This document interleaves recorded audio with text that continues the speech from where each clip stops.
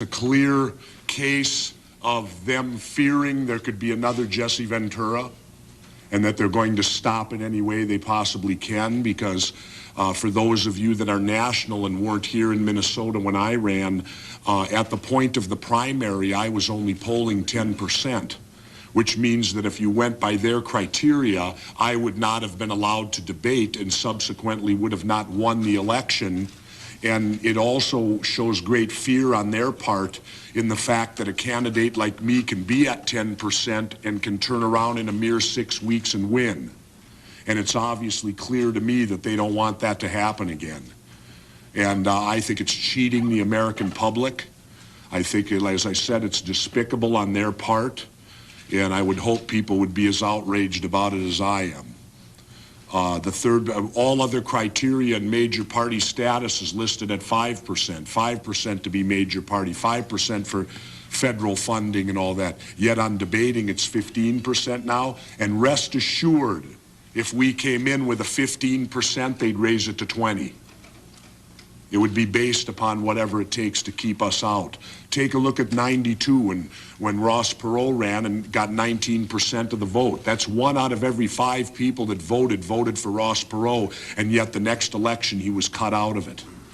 And I think that it's unfair to put pollsters in that position. It's shirking the duty of what this committee is supposed to do. And now they're putting it onto the pollsters. Well, it's the pollsters that decide. Well, a poll can be skewered. I can go out and get you a poll on anything you want and probably get the results that I want, just in how I conduct it. And I think it's bad. It's terrible that lobbyists, professional lobbyists today are now deciding who will be allowed to debate for President of the United States. And it's obvious they don't want us in the Reform Party because they don't make money off us. They don't have influence with us. So typical to lobbying, they're being lobbied and they're now doing their lobbying. Pretty sad. Well, I agree 100% with Jesse. It's disgraceful. It's amazing that they can get away with it. The Republicans and Democrats are the ones that, as you know, chose I guess you have 3 members of each, and they're the ones that chose. If you look at your lobbyists and everyone else, they're all Republicans or Democrats. And I'll add one additional thing. I watched the Republican debate last night, and I'll tell you what, if the right person was debating against whoever the winner of that group is, they'd have a major impact on the election, because that was not a very inspiring group of people that I was watching last night. So I think they're very concerned. I think they're extremely nervous about it.